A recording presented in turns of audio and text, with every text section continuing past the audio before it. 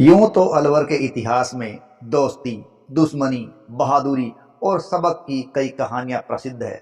जैसे एक प्रसिद्ध कहानी है रोल्स रॉयल कार को लेकर, जो कि अलवर वासियों की जुबान से हमेशा निकलती रहती है।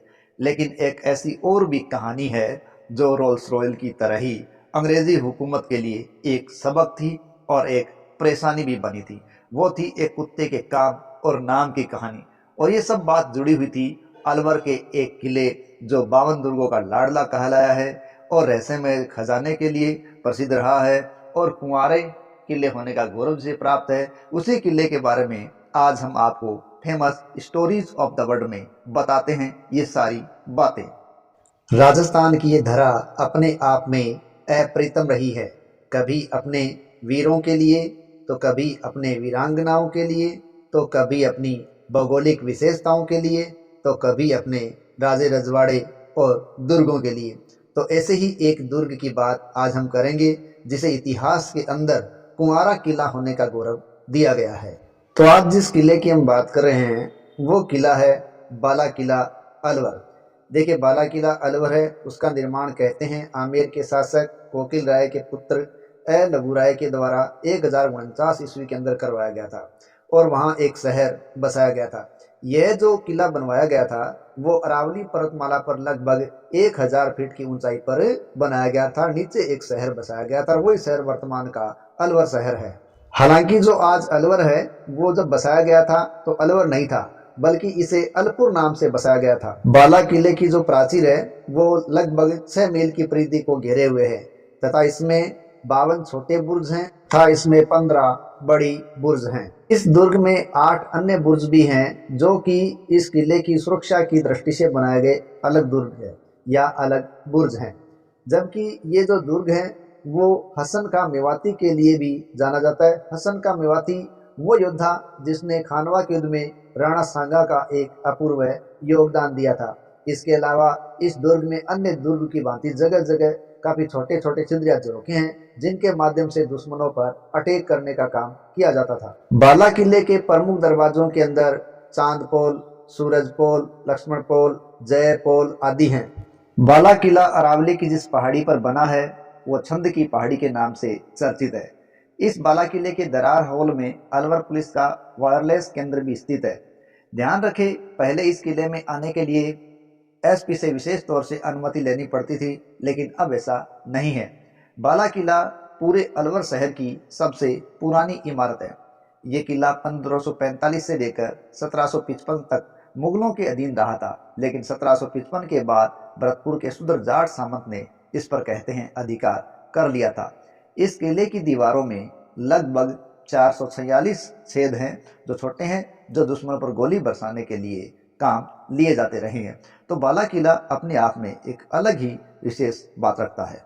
बाला किले के अंदर ही एक दरवाजा अंधेरी दरवाजा कहलाता है, क्योंकि इस दरवाजे की तरफ है वो 2 पहाड़ियां हैं और 2 पहाड़ियां होने के कारण इस क्षेत्र पे हमेशा लगभग अंधेरा बना रहता है और अंधेरा बना रहने के कारण ही इस गेट को हम क्या कहते हैं, अंधेरी दरवाजे के नाम से जानते हैं। 1527 में जब खानवा का युद्ध हुआ, उसमें सांगा की जब हार हो गई, तो उसके बाद ये बाला किला है वो बाबर के अधिकार में चला गया और बाबर जो मुगल शासक था उसने बाला किले का यह क्षेत्र अपने पुत्र हिंदाल को सौंप दिया था और इसके बाद यहाँ कुछ समय तक हिंदाल का राज रहा। लेकिन कालांतर में बाद में इस पर आमेर के कछवाहा शासकों का शासन रहा और कहते हैं कि भारत की आज़ादी तक बाद में यहाँ पर कछवा शासकों का ही राज चलता रहा था।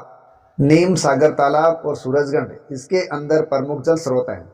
इस किले में प्रमुख दर्शनीय स्थलों के अंदर एक सीताराम जी का मंदिर है जो प्रमुख दर्शनीय है।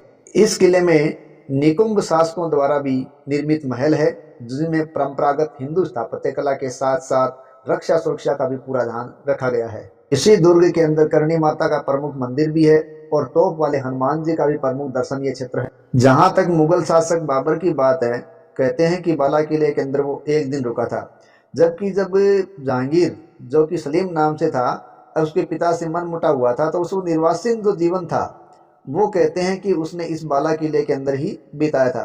तो कुछ समय जब बाला किले के अंदर वो जिस कमरे में रहा था उस कमरे को सलीम के कमरे के नाम से या सलीम महल के नाम से आज भी जाना जाता है। यह दुर्ग कई भागों में बंटा हुआ है और अलग अलग भागों में पहुंचने के लिए अलग अलग सीढ़ियां बनाई गई है। साथ ही साथ ये किला अपनी वास्तुकला और स्थापत्य कला की दृष्टि से भी एक उत्तम स्थान राजस्थान के दुर्गों के अंदर अपना रखे हुए है। इस किले को दुश्मनों पर गोलियां बरसाने के लिए विशेष तौर से तैयार किया गया था।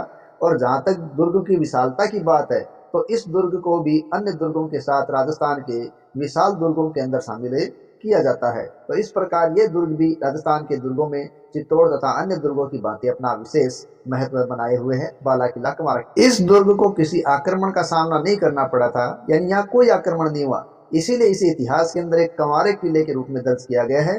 कुंवारा किला, बाला किला, अलवर, अलपुर। अलवर को 52 किलों का गढ़ कहा जाता है और वहीं बाला किलों को 52 दुर्गों का लाडला दुर्ग भी कहा जाता है, क्योंकि यहाँ पर अजबगढ़, भानगढ़, बालागढ़, मूसी महारानी की छतरी ऐसी अनेक विरासतें मौजूद है। इसीलिए इस दुर्ग को 52 दुर्गों का लाडला भी कहा गया है। यह दुर्ग अपने आप में एक खजाने का रहस्य लिए हुए भी है। इस किले के अंदर कहा जाता है कि बेशकीमती खजाना छुपा हुआ है और माना जाता है कि वो खजाना धन के देवता कुबेर का खजाना है, लेकिन ये खजाना आज तक रहस्य बना हुआ है, क्योंकि आज तक इसे कोई ढूंढ भी नहीं पाया है। वैसे तो हर किले का अपना इतिहास होता है, लेकिन कुछ किलों के साथ कुछ विशेष कहानियां जुड़ी होती है जो इतिहास में अपने आप ही अलग बन जाती है। ऐसे ही इस किले से एक तोप चलाने वाले कुत्ते का इतिहास जुड़ा हुआ है, जो पूरे राजपूताने के अंदर एक समय था जब वो चर्चा का विषय बना हुआ था। देखो, इस किले से करीब 200 मीटर पहले सड़क के किनारे एक खंडर नुमा इमारत है और इसे तोप का कारखाना बताया जाता है और यहीं पर एक कुत्ते की समाधि बनी हुई है। तो इसके बारे में कहा जाता है कि ये एक विक्टर नामक कुत्ते की समाधि है। बताया जाता है कि जब तोप चलाई जाती थी तो आवाज बहुत तेज होती थी, इसलिए तो तोप चलाने वाला तोपची है वो पास में ही एक पानी का बड़ा कुंड होता था, उसमें कूद जाया करता था। यानी तोप में आग लगाते ही तोपची को पानी में कूदना होता था ताकि कानों में आवाज न आ पाए।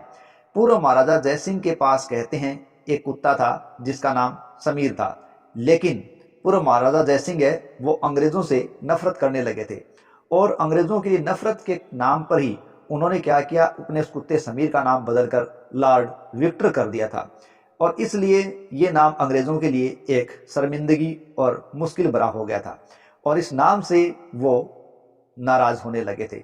इसके अलावा इसी कुत्ते को तोप चलाने का प्रशिक्षण दे दिया गया, तो वो कुत्ता ही तोप चलाया करता था।